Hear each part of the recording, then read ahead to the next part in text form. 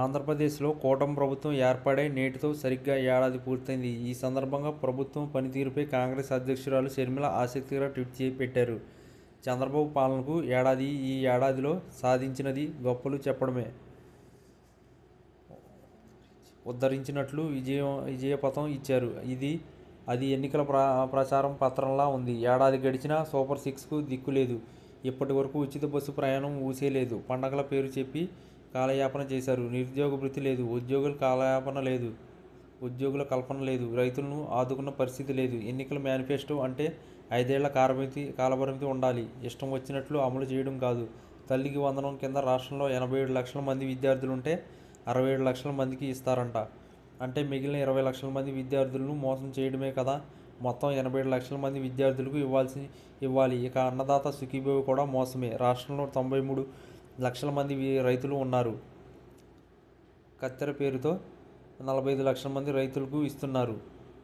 రాష్ట్రంలో ప్రతి రైతుకి అన్నదాత సుఖీభవ ఇవ్వాలి. ఉద్యోగుల పేరుతో బాబు చేసింది మోసమే. ఏడాది గడిచిన మహిళా శక్తి పథకం ఊసేలేదు. ప్రతి మహిళలకు నెలకు రూపాయలు 1500 ఇస్తానన్నారు. కానీ ఇప్పుడు ఇస్తారో తెలియదు. సూపర్ సిక్స్ కాకుండా దాదాపు 140కి పైగా హామీలు ఇచ్చారు. ప్రతి ఏటా జనవరిలో జాబ్ క్యాలెండర్ అన్నారు. జనవరి దాటినా జాబ్ క్యాలెండర్ రాలేదు. రాష్ట్రంలో దాదాపు 2.70 లక్షల ఉద్యోగులు ఖాళీగా ఉన్నాయి. వీటిని ఎప్పుడు భర్తీ చేస్తారో తెలియదు. ఏడాదిలో బాబు సాధించిన ప్రగతి రూపాయలు 17,000 కోట్లు. విద్యుత్ బిల్లు భారం సర్దుబాటు పేరుతో రెండు సార్లు భారం మోపారు. చంద్రబాబు సాధించిన ప్రగతి అప్పులు తీసుకోకుండా ఏడాదిలో దాదాపు 1,00,000 కోట్లు అప్పు తెచ్చారు. గతంలో జగన్ 6 లక్షల కోట్లు అప్పు చేశారు. ఇద్దరు కలిసి రాష్ట్రాన్ని అప్పులు ఆంధ్రప్రదేశ్ చేశారు. ఇక ఆ అమరావతిలో పేరుతో కూడా దాదాపు రూపాయలు 80,000 కోట్ల అప్పులు తెస్తున్నారు. ఇన్ని అప్పులు ఎందుకు అని అడుగుతున్నాం. ఈ అప్పులు ఎలా తీరుస్తారు అని అడుగుతున్నాం. బీజేపీ మోసం చేస్తుంటే బాబు నోరు మెదపడం లేదు. ప్రత్యేక హోదా హామీ ఏమైంది అని అడిగే ధైర్యం బాబు, పవన్కి లేదు. బాబు, జగన్, పవన్ ముగ్గురు బీజేపీకి తొత్తులు.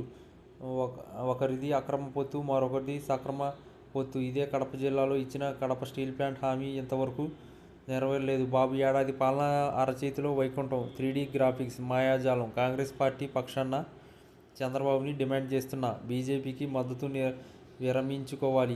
ఈ రాష్ట్ర బీజేపీని వ్యతిరేకించే దమ్మున్న పార్టీ కాంగ్రెస్ పార్టీ మాత్రమే రాష్ట్రానికి ప్రత్యామ్నాయం అని ట్వీట్లో షర్మిల పేర్కొన్నారు.